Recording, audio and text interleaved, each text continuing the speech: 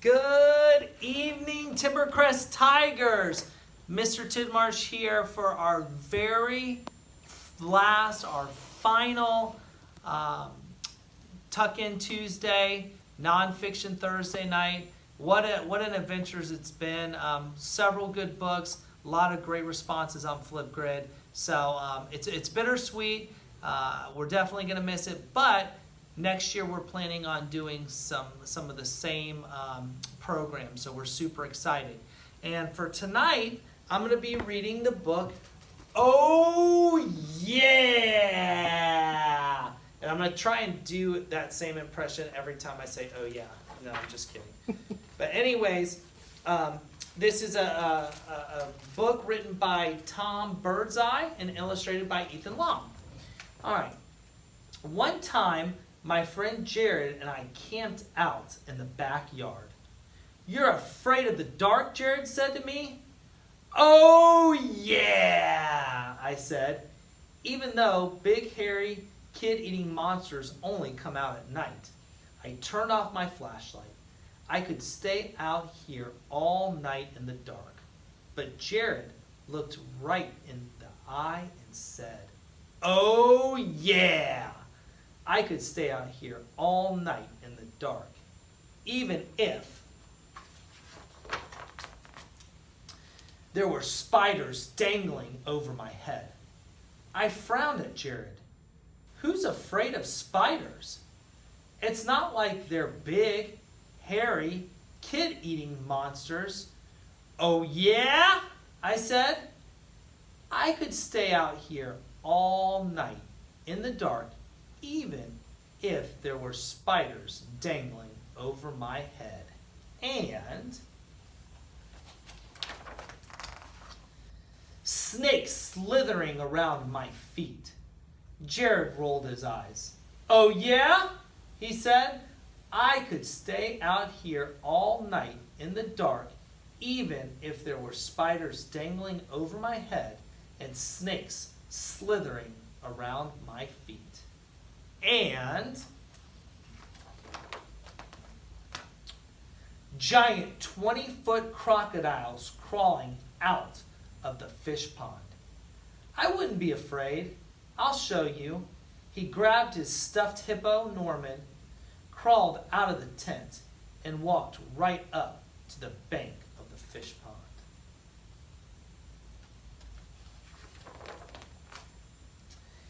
It was really dark over there by the fish pond, the perfect hiding place for big, hairy, kid-eating monsters. But I said to Jared, "Oh yeah?" I grabbed my stuffed rabbit, Alfred, and I walked right up to the bank of the fish pond too. I could stay out here all night in the dark, I said, even if there were spiders dangling over my head and snakes slithering around my feet and giant 20-foot crocodiles crawling out of the fish pond and saber-toothed tigers on the prowl.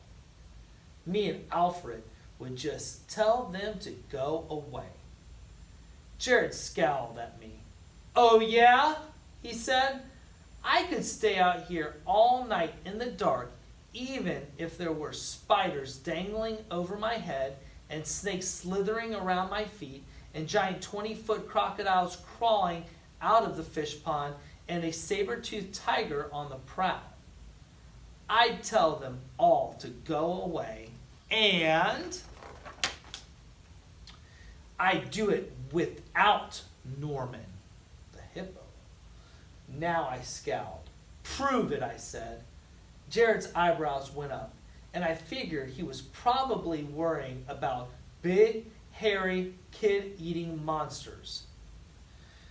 But he took a deep breath and sat Norman down by the maple tree. "Oh yeah?" I said to Jared, even though the wind made the maple tree creak and groan. I wasn't worried about big, hairy, kid-eating monsters either. I took a deep breath, gave Alfred a hug, and set him down by the maple tree too.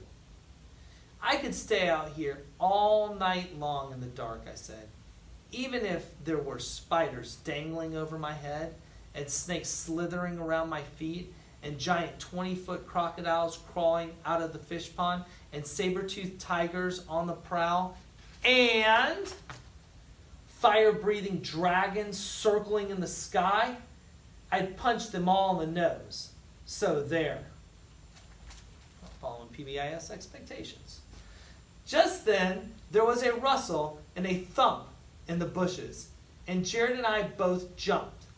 That rustle and thump sound, a lot like the kind of rustle and thump a big, hairy, kid-eating monster would make. Jared scooted closer to me. "Oh yeah?" he said. "I could stay out here all night in the dark, even if there were spiders dangling over my head, and snakes slithering around my feet, and giant 20-foot crocodiles crawling out of the fish pond, and saber-toothed tigers on the prowl, and fire-breathing dragons circling the sky, and a big, hairy..." The bushes shook. Jared's voice shook too. "And a big, hairy, kid-eating..." From the bushes came breathing, beastly, slobbering, nosed breathing, exactly like a big, hairy, kid-eating monster would breathe.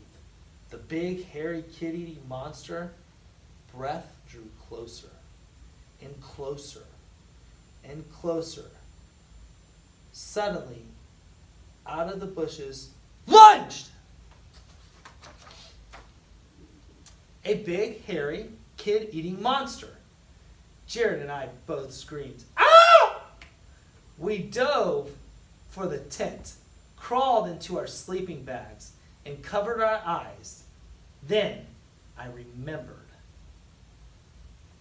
So, roller coaster of emotions. Alfred! He was still out there under the maple tree.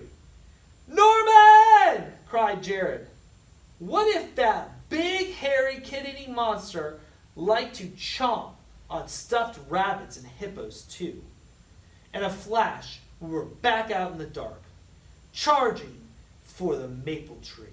"We'll save you!" he shouted. "Get away, big, hairy, kid-eating monster! Get away!" And it did. That big, hairy, kid-eating monster gave a yelp and ran, looking kind of like, well, a lot like my dog, Marietta.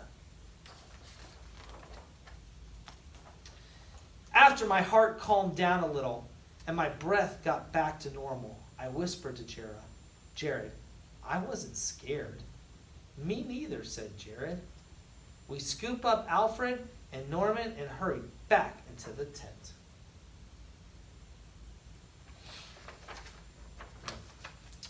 We turned on the flashlight just so we could see each other a little better. "We're both really brave," said Jared. I hugged Alfred close and said, "Oh yeah?" "Yeah." And someone said, "Yeah." That's the end. So I hope you enjoyed this book. I hope you enjoyed our last Nonfiction Thursday, Tuck-In Tuesday event story. And I want to encourage you to continue to read over the summer. Continue to dive into books and read for enjoyment, read to learn, read for fun. And I can't wait to do this again next year. Have a great evening. Goodbye.